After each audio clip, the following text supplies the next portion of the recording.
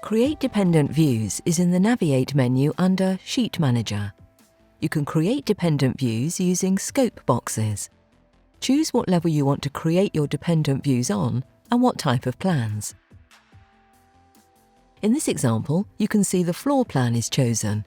If there is a view template to apply, you can do this here. Click on the Depend button and then what scope box you want to use for the levels and dependent views. Then click Create Views. In this case, Naviate will create 36 views. Click OK and close. You now have a duplication of your level and a dependent view for each scope box. When you're creating your dependent views, you can also copy filled regions from Active View and hide regions in Created Views.